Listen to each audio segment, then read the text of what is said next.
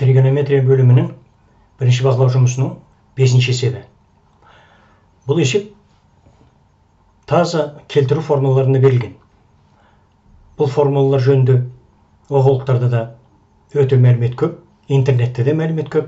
Сонда да болса, міне келтіру формулаларын көрсетіп келтіріп қойдық міне, және қолданылатын формулаларды қоршап анық көрінетін қылып белгілеп қойдық. Енді бұл есепті әртүрлі шығаруға болады енді. Келтіру формулаларында әртүрлі қолдануға болады. Біз де сол өзіміз бір әдіске салып көрейік. Біріншіден, біз тригонометриялық функциялардың аргументтеріне мән берейік. Бірінші косинустың аргументінде жақшаның ішінде пи бөлінген 2 тұр. Синус квадраттың аргументінде жақшаның ішінде 3π бөлінген 2 тұр. Және бөлімдегі тангенстің аргументінде жақшаның алдында пи бөлінген 2 тұр. Бұл аргументтерді әдейі таңдап алдық. Тағы да анықтап қарап алайық. Жақшаның алдында пи бөлінген 2, 3π бөлінген 2. Яғни 90 градус пен 270 градус тұр. Соларды әдейі таңдап алдық. Міне осы функциялардың аты ұқсат. Атын ауыстырып жазып алайық. Косинус синусқа айналады.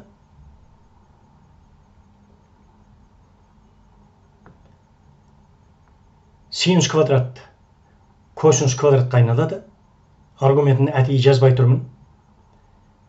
Синус квадрат косинус квадратқа айналады.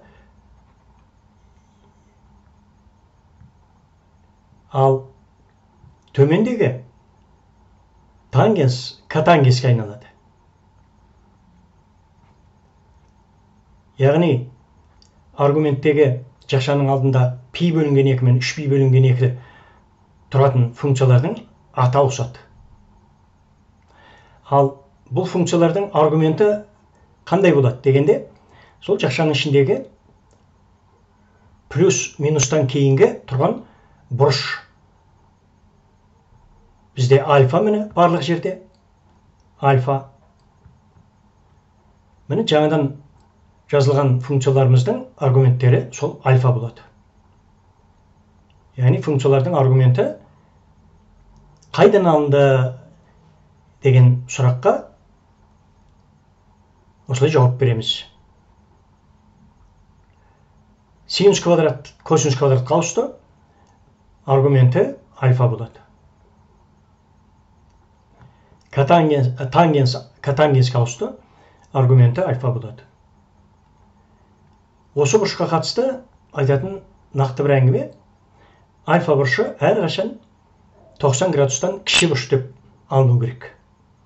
Альфа тұрмақ түгілі, бұл жерде 10 альфа тұрса да, 100 альфа тұрса да, оны 90 градустан кіші бұрыш деп алу керек. Сонда ғана келтіру формуласын қолдануға болады. Ал енді бізде қайсы функциялар қалды? Котангенс пи плюс альфа, пи жақшаның алдында, косинус 2π плюс альфа, жақшаның алдыңғы жағында 2π, косинус пи минус альфа, жақшаның алдында пи тұр. Яғни функциялардың аргументінде жақшаның алдында пи, 2π тұратын болса, ол функциялардың аты өзгермейді, өз күйінше түседі. Ал аргументтері әлгінде айтқандай плюс минустен кейінгі бұрыштар. Олай болса, алымындағы котангенс сол күйінде қалады, ауыспайды, функцияның аты өзгермейді. Котангенс күйінде қалады. Яғни котангенс альфа болады. Ал бөлімдегі косинустың да аты өзгермейді, сол күйінде қалады. Косинус альфа болады. Және келесі косинустың да аты өзгермейді. Косинус альфа болады. Бір байқап қоятын нәрсе, мен функциялардың арасын алшақтау жазып отырмын. Өйткені біз әлі бұл функциялардың әрқайсысының жеке таңбасын анықтауымыз керек. Сол таңбаға, егер таңбасы теріс болатын болса, минус таңбасын қоюға орын тастап кетіп отырмын. Мұның барлығы негізінде іс жүзінде өте жылдам істеледі әрине. Біз асықпай, анық көріп отыру үшін біртіндеп істеп жатырмыз. Енді таңбаны анықтауға кірісейік. Бірінші косинустың аргументіне қарай 90-ға кіші альфа бұрышы қосылса, ол екінші ширектің бұрышы болады да. Ал екінші ширекте косинустың таңбасы теріс. Олай болса, біз аты өзгерген синустың алдына минус таңбасын қоямыз. Ал енді синус косинустың квадраты бар жерде таңба ешқандай рөл атқармайды. Өйткені минус болғанның өзінде квадратты алып кетеді, оның айналып кетеді. Сондықтан квадрат бар жерде, функцияның квадраты бар жерде таңбаны ойланбай қоюға болады. Ал енді котангенске келейік алымдағы. Котангенстің аргументі пи плюс альфа. Пи плюс альфа. Пиді елестетейік. Соған кіші бұрыш альфаны қосқан кезде бұрыш үшінші ширекке кетеді. Яғни пи плюс альфа деген ол үшінші ширектің бұрышы. Ал үшінші ширекте синуста косинуста оң, яғни котангенсте оң. Олай болса, котангенстің таңбасы оң күйінде қалады. Минус таңбасы жоқ. Яғни алымда бір ғана минус таңбасы болады. Бөлімге түсейік. Косинустың аргументі 2 пи қосу альфа. Елестетейік, 2 пи деген бір айналым жасап келіп, оған кіші бұрышты қоссақ, онда бірінші ширек болады.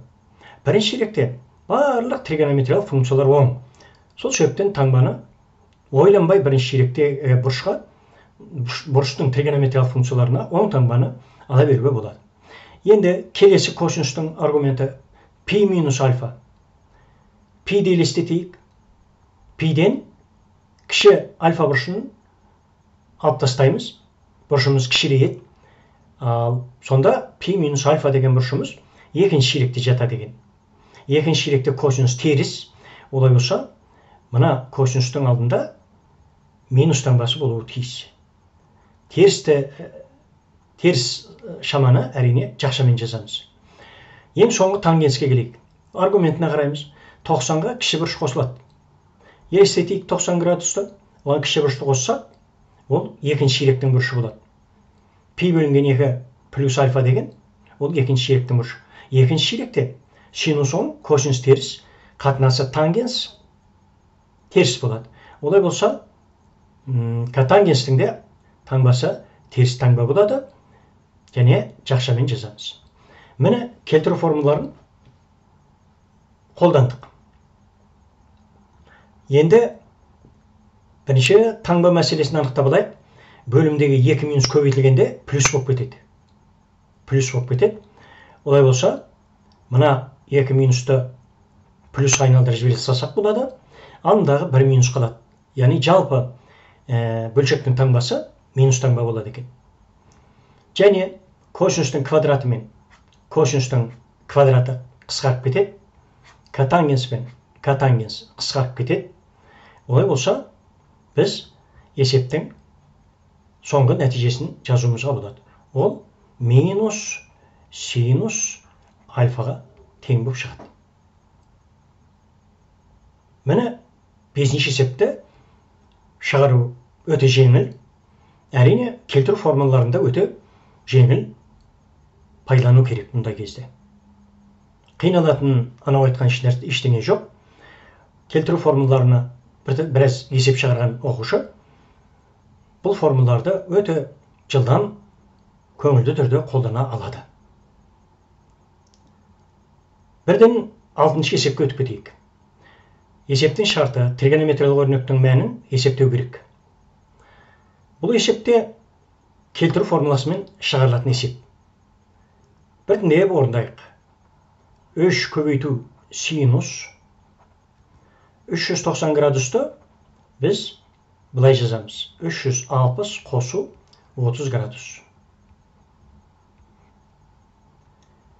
Бұл жерде маңызды мәселе үлкен бұрышты 390 градусты 2 бөлік деп жазғанда плюс немесе минус таңбасынан кейін міндетті түрде кіші бұрыш тұру керек. 90 градустан кіші бұрыш қалу керек. Мүмкіндігінше кестелік бұрыш қалу керек. Міне 30 градус ол кестелік бұрыш. 30 градустың барлық тригонометриялық функцияларының мәндерін біз мына кестеден білеміз. Оны әрбір оқушы жатқа білуге тиісті біртіндеп. Сонда жақшаның алдыңғы жағында 360 градус бөлініп шықты. 360 градус дегеніміз ол бір айналым. Міне үлкен бұрышты екі бұрыштың қосындысы түрінде жазғанда осы бір мәселелерді абайлау керек. Екінші қосылғышқа өтеміз. Минус 4 көбейту косинус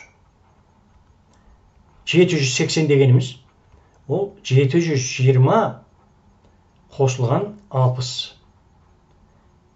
Қандай принциппенен қосындыға жіктегенімізді ескерейік. Алдыңғы айтқанымызды. Қосудан кейінгі бұрыш міндетті түрде 90-нан кіші бұрыш болу керек. Мүмкіндігінше кестелік бұрыш болу керек. Мүмкін болса, біздің жағдайда ол мүмкін екен. Міне қосудан кейін 60 градус ол кестелік бұрыш. Ал жақшаның altында 720 градус ол 360 градусқа еселік бұрыш. 720 градус ол 360 градус көбейтілген 2. Ол да бекер емес.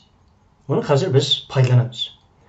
Үшінші қосылғышқа өтейік. Ол жерде де үлкен бұрышты осылай қосындыға жіктейік. 135 дегеніміз ол 90 градус қосу 45 деген сөз.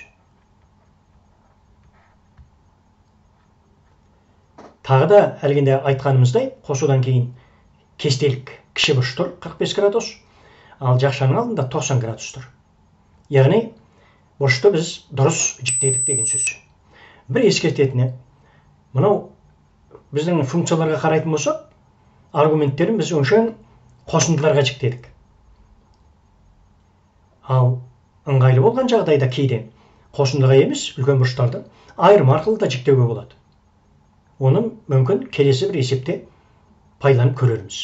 Дәл қазір біз 3 аргументті де қосындыға жіктедік. Ал енді ары қарай не істейміз дегенде, егер синус пен косинустың аргументінде жақшаның алдында 360 градус тұрса, немесе оған еселік бұрыштар тұрса, мысалы 720 градус, немесе одан да үлкен бұрыштар болуы мүмкін, бірақ 360 градусқа еселік бұрыштар тұрса жақшаның алдында, оларды ойланбай айналым ретінде тастап кете салуға болады. Олай болса, мына жерде 360 градусты тастап кете саламыз, синустың аргументі сонда 30 градус болып қалады. Міне осы қағиданы еске ұстау керек. Мұны негізі түсіну қиын емес. Дәл қазір бірақ оны түсіндіріп жататын болсақ, біз есептен ауытқып кетіп қаламыз. Бұл мәселені көпшілік оқушы біледі ғой деп есептеп, біз қазір есепті ары қарай жалғастырып кете берейік. Келесі қосындыға өтейік. 4 көбейту 720 градуста, тағы да айтамын, 360 градусқа, яғни толық айналымға 2 есе еселік бұрыш. Олай болса, оны ойланбай тастап кете саламыз. Сонда косинус 60 градус болады. Бұл 360 градусты, 720 градусты, немесе 360 градусқа еселік бұрыштарды тастап кетеміз деген қағида, ол синус-косинус функцияларының периодтылығына байланысты. Олардың синус-косинустың мәндерінің қайталану периоды 360 градусқа тең, яғни синус-косинустардың периоды 2 пиге тең деп айтылады. Міне сол периодтылығына байланысты периодқа еселік болатын бұрыштарды ескермей тастап кете беруге болады. Одан функцияның мәні өзгермейді. Келесі қосылғышқа өтеміз. Ал келесі қосылғышымыз тангенс. Бұл енді жаңағы қолданған әдісімізге келмейді. Бұл жоғарғы есепті айтқан келтіру формулаларына келеді. Міне келтіру формуласы тұр, міне. Осы келтіру формуласына келеді. 90 градуста бірінші есепте айтқандай функцияның аты ауысады. Ауыстырып алайық. Котангенс. Оның аргументі қосудан кейін тұрған кіші бұрыш, яғни 45 градус болады. Бірақ функцияның таңбасын анықтауымыз керек енді. Ол үшін аргументке қарайық. 90 градусқа 45-ті қосатын болсақ, көзге елестетейік 90 градусты, бірінші ширекті. Яғни бірінші ширектен шығып, 90 градусқа 45 градусты қосатын болсақ, екінші ширектің бұрышы шығады. Екінші ширекте тангенсіміз теріс. Олай болса сол минус келеді, алдында тұрған минуспен көбейтіліп, плюс болып кетеді. Мұны осылай таңбаларды да өте мұқият анықтау керек. Ал енді біздің бұрыштарымыздың бәрі кестелік бұрыштар. Олай болса, олардың функцияларының мәндерін кестеден аламыз, немесе жатқа орнына қоя саламыз. 30 градустың синусы 2-1-ге тең. Азайту 4 көбейту 60 градустың косинусы тағы да 2-1-ге тең. Қосу 45 градустың котангенсі де тангенсі де 1-ге тең. Ары қарай енді есептеуді аяқтайық енді. 3-ті 2-ге бөлсек 1,5 болады. 4-ті 2-ге бөлсек 2 болады. Қосу 1. 1,5-ға 1-ді қоссақ 2,5, 2,5-нан 2-ні азайтсақ 0,5 болады. Міне берілген өрнектің сан мәні 0,5-ге тең.